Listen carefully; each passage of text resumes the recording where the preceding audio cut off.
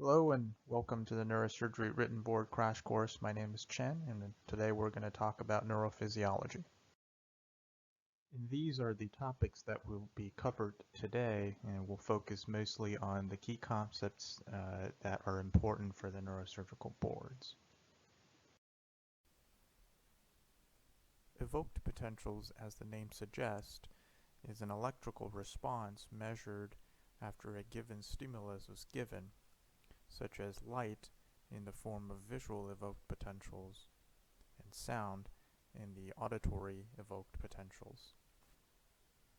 And as a result, they are distinct from the spontaneous potentials that are detected by EEGs, EMGs, or EKGs. The evoked potential amplitudes tend to be very low, and it's much lower than that of the EKGs and EMGs. And to resolve these low amplitude potentials against the backgrounds of ongoing noise, a signal averaging is usually required and therefore takes significantly longer time to acquire than, say, an EKG. The visual evoked potential is measured after the subject is presented with a brief visual stimuli, usually in the form of a checkerboard, as shown on the right side of the screen. And the electrical responses are recorded from the scalp overlying the visual cortex. The visual evoked potentials are usually primarily to measure the functional integrity of the visual pathways from the retina via the optic nerves and the optic radiations and tracts to the visual cortex of the brain. So any abnormality that affects the visual pathways can affect the visual evoked potentials. Examples are cortical blindness due to anoxia, optic neuritis as a consequence of demyelination, and compression of the optic pathways by the tumors. And in general, myelin plaques common in multiple sclerosis can slow the speed of visual evoked potentials, which is why the visual evoked potentials are so helpful in detecting multiple sclerosis patients. There are three standard stimulus protocols, namely pattern reversal, flash, visual evoked potentials, and pattern onset and offset. For the most part, the pattern reversal is preferred because it has the lowest variability, but it does require the patient to cooperate. In terms of the flash visual evoked potentials, the advantage of this modality is that the test can be performed through a closed eyelid. And here we're showing the actual waveforms recorded by the visual evoked potentials. There are mostly three forms and three phases. The initial negative deflection at around 70 milliseconds, and then after that a positive deflection at around 100 milliseconds, and a third negative deflection at around 150 milliseconds. And they're denoted N for negative, 70 for 70 milliseconds, or just N1 as the first negative deflection, and etc., etc. For the most part, for the boards, just know that the P100 is monitored, and this is what an example of what optic neuritis patient would look like on the tracings of the visual evoked potentials.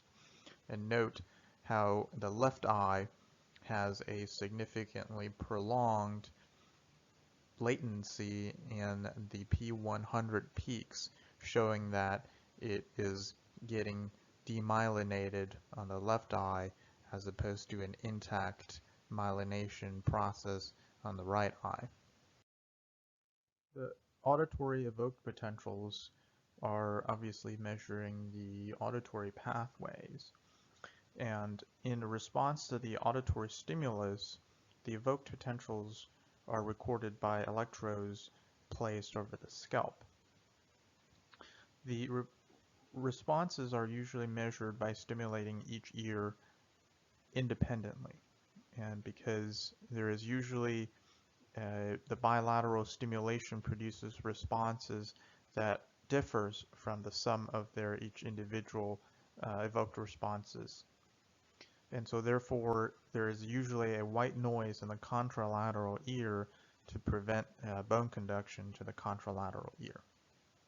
And so in response to that, the electrodes were placed at the following locations: the vertex as the recording electrode, and the ipsilateral ear lobe as the reference, and the contralateral ear lobe as a grounding electrode.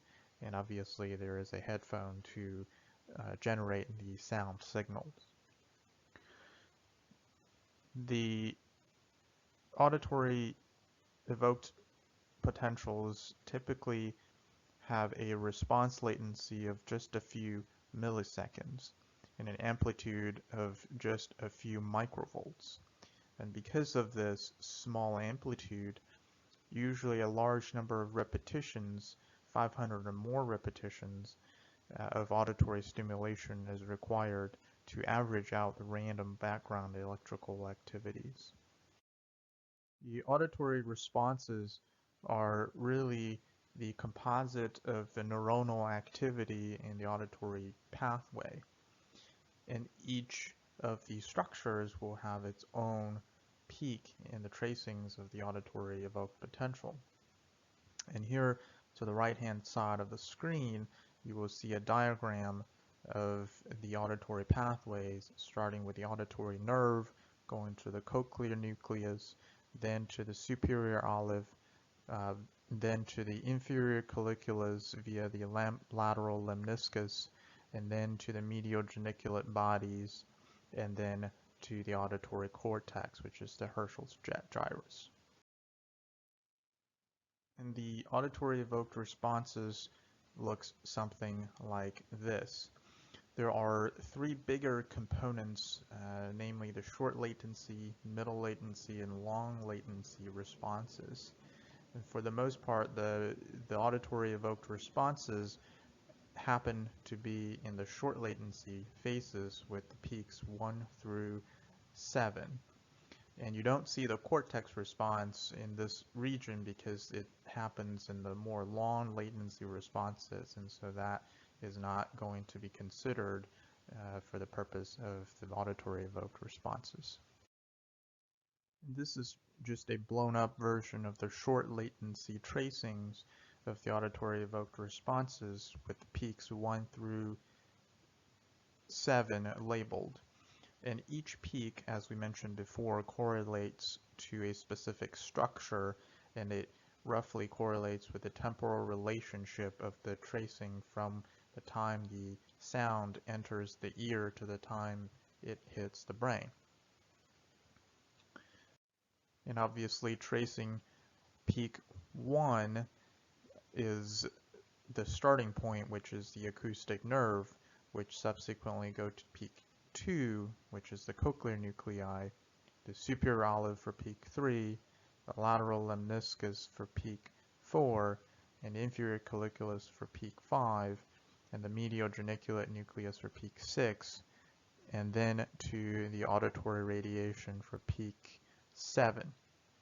And one mnemonic that people typically use is E. coli, and with the E being the 8th nerve. And this is a very, very board favorite question. I have copied some of the slides from another source that I will reference at the end of the talk that I find very helpful when I was studying for the auditory evoked responses. And this is a summary of what we just talked about. And again, this slide basically summarizes the auditory pathway together with the tracings of the auditory evoked responses with the mnemonic listed at the bottom. When we are interpreting the auditory evoked potentials, we look at a couple of things, namely we look at the amplitude, which is the number of neuron firing.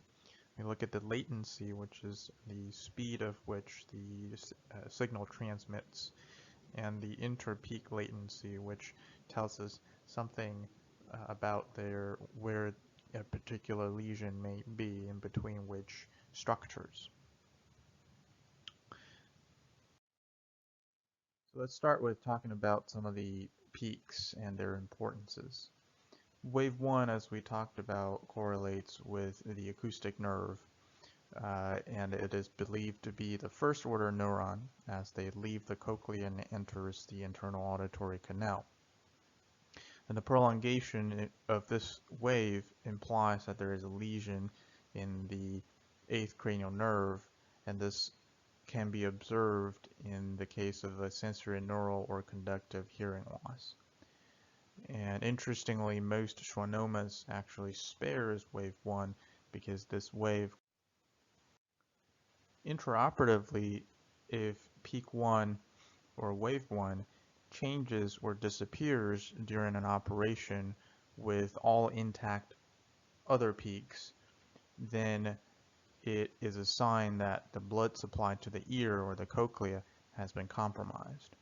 On the other hand, if peak 1 is largely unchanged, while there is changes in both peak 3 and 5, it's likely that there has been injury to the intracranial portion of the auditory nerve, with the blood supply to the cochlea remaining intact. Wave 3 correlates with the second order neurons in or near the cochlear nucleus. Wave 4 is the pontine third order neuron in the superior olivary complex. And obviously, as we talked before, wave 5 correlates with the inferior colliculus, and this peak actually is the most consistent peak of the auditory evoked potentials and has the highest amplitude of all the waveforms, and therefore is the easiest to spot.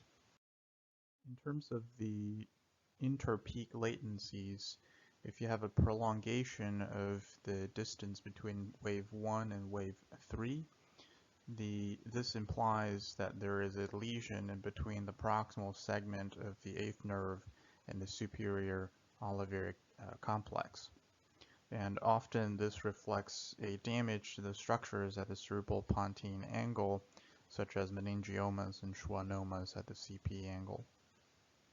If the wave 3 to 5 interpeak latency is prolonged, this suggests that there is a lesion in the pathways from the caudal pons to the midbrain.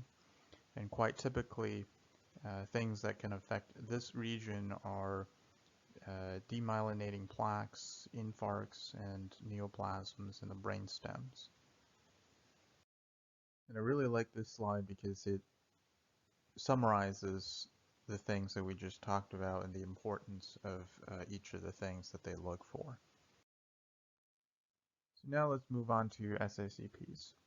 As we all know, that SSEPs are responses to electrical stimulation of peripheral nerves, and this nerve can practically be any peripheral nerve.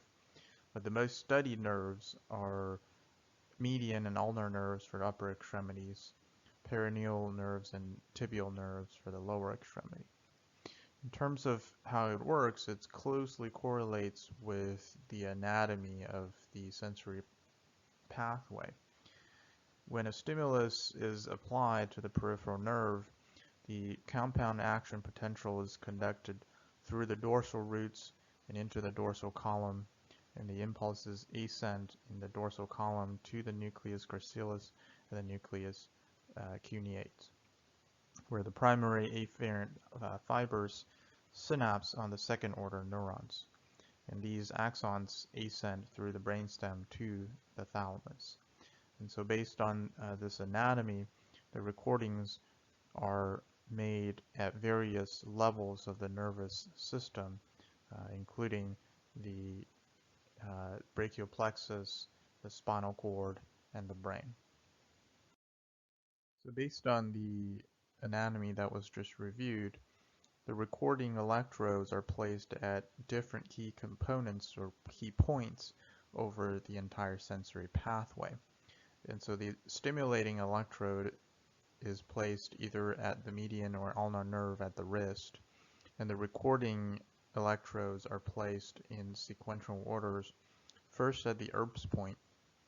And Erb's point is basically 2 to 3 centimeters above the clavicle and just lateral to the attachment of the SCM, which roughly correlates to the upper trunk of the brachial plexus.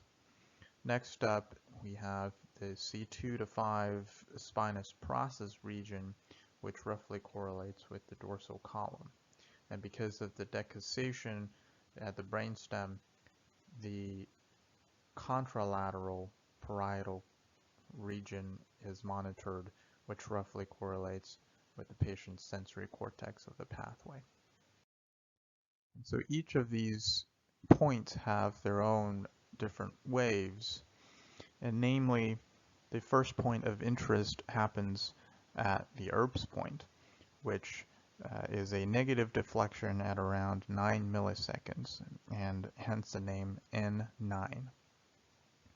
The N9 potential is basically a compound action potential from the axons stimulated by the median nerve stimulation. And similarly, the next peak has either a positive deflection around 14 milliseconds, hence the name P14, or there is a slight deflection, negative deflection at around 13 milliseconds, hence the name N13. But really, the P14 is used for clinical interpretations for all intents and purposes. And this, the origin of this peak is thought to be caudal medial lemniscus. And the next in line is the scalp potential, which includes either a negative deflection at 18 milliseconds or 20 milliseconds. But really, the N20 is used for clinical interpretation. And the origin of this is thought to be thalamocortical radiation. So the intervals in between these peaks also is important. The N9 to P14 interval represents the time for conduction between the brachial plexus and the cervical spine. The P14 to N20 interval represents the conduction between the cervical spine and the brain, which is also called the brain conduction time. So this can generate a lot of questions potentially for a board exam. And if they ask you, say, for example, that there is a brain dead patient, and what would you find in this patient in terms of the SSEPs, then you can know that the N20 is going to be absent because that N20 peak correlates to the intracranial portion of the thalamocortical radiations. If they give you a question that says that the patient has a delayed N9 with a normal Erb's point to P14 and a normal P14 to N20 intervals, then you know that the lesion is quite distal to the brachial plexus. If they give you a patient with an increased N9 to P14 interval with a normal P14 to N20 interval, then you know that the lesion is between the Erb's point and the lower medulla. If they give you a patient with an increased P14 to N20 with a normal N9 to P14 interval, then you know that the lesion is between the lower medulla and the cortex. So the lower extremity recordings are very similar to the upper extremity recordings. The stimulating electrodes for the tibial nerve is usually placed at the ankle between the medial malleolus and the Achilles tendon. And the recording electrodes for the lower extremities are placed, instead of at the brachial plexus, this time it is placed at the lumbar point, or LP for short, which is usually over the T12 spinous process, which roughly correlates with the dorsal root entry zone or the cauda equina. And typically the cervical spine recordings for the lower extremities is not recorded because these potentials are too inconsistent and too variables to be used for clinical interpretations. And so as an alternative, many labs don't even record these potentials, but rather they use the median evoked potentials. And of course, we have to monitor the cortical recordings as well. So the waves of interests are LP, the lumbar point, as we talked about, which correlates to the cauda equina, either N34 or P37, with P37 being used for clinical interpretations, which represents the cortical recordings. And the LP to P37 interval is basically the time from the cauda equina to the brain conduction. And this is called the central conduction time. There are a couple of different scenarios when we're interpreting the abnormalities. And interpreting the tibial evoked potentials needs to happen in the context of a median evoked potentials. So for example, if you have a prolonged lumbar point with a normal LP to P37 interval, then you know that the lesion is most likely peripheral. If you have a normal LP with a prolonged LP to P37 interval, then you know that the conduction is somewhere in the spinal cord. And you need to look at the median evoked potential to localize more closely where in that central spinal cord is the lesion. So if you have a normal median evoked potential, then it means that the lesion is below the mid-cervical cord, versus if you have a prolonged median evoked potential on top of the prolonged LP to P37 interval, then this indicates that the lesion is above the mid-cervical cord. Now, in another scenario is if you have a prolonged lumbar point and a prolonged LP to P37 interval, then either this suggests that there are two lesions affecting the peripheral nerve and central conduction, or a single lesion of the cauda equina is possible.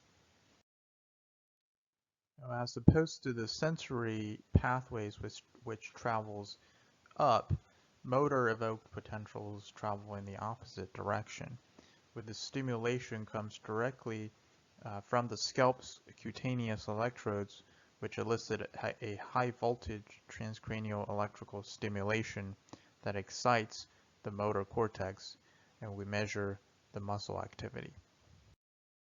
And a positive change in the MEPs intraoperatively is listed here, greater than 80% decrease in amplitude, a total loss of motor evoked potentials, or a greater than 100 volt increase in the stimulus in the MEP threshold.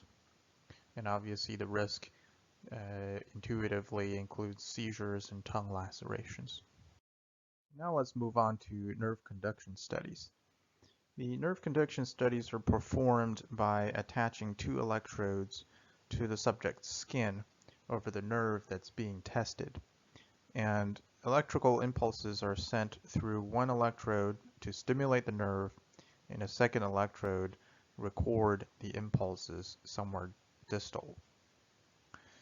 The time difference between the stimulation and the time it took to being picked up by a downstream electrode is called the latency, and this usually happens in milliseconds.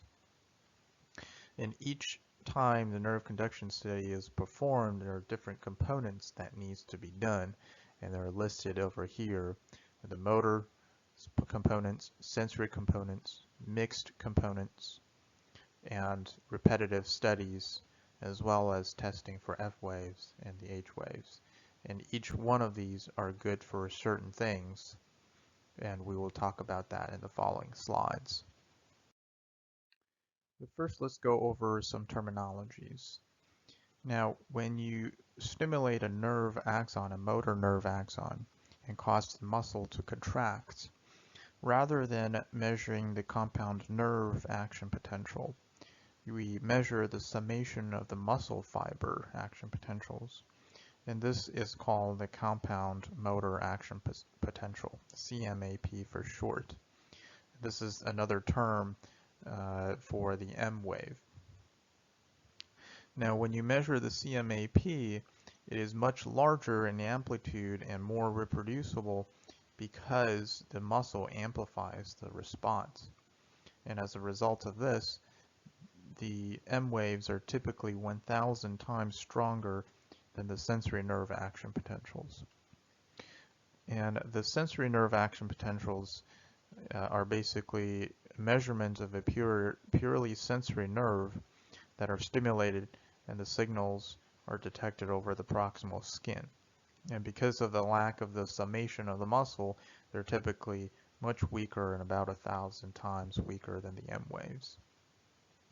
Another interesting point is that if the lesion is proximal to the dorsal root ganglia, such as in the case of a brachial plexus avulsion injury, the distal axon and the dorsal root ganglia may be spared in the acute phase, as they can still be stimulated. And therefore, the sensory nerve conduction study may actually be normal despite the clinical symptoms. And this is the reason behind why there may be a false negative in the acute phase. There are two terms, antidromic and orthodromic, that will be used in the coming slides. Antidromic simply means that we're measuring against the direction of the natural conduction. So in the case of a sensory nerve, we stimulate proximal and we record distal. Orthodromic, ortho means right or correct. And orthodromic simply means that we're measuring with the natural direction of conduction. And so stimulate distal, record proximal. Now, different disease processes will produce different patterns on the nerve conduction study. So in the setting of a purely axonal disease like a peripheral neuropathy, you're going to have a decreased amount of axons leading to less neurons firing, which means that the amplitude will be reduced. But there will be intact myelin, which leads to normal conduction speed, which leads to a normal latency. Versus if you have a purely myelin disease, in the case of a Guillain-Barré syndrome, you're going to have a normal number of axons leading to a normal amplitude, but you're going to have a slower conduction, which leads to an increase in latency.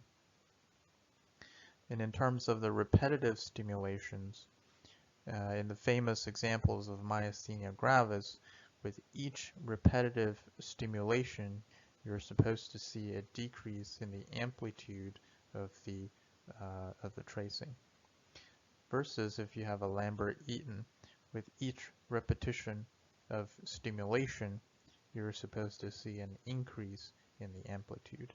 However, for both of these, the conduction time should not get any faster because the latency doesn't change.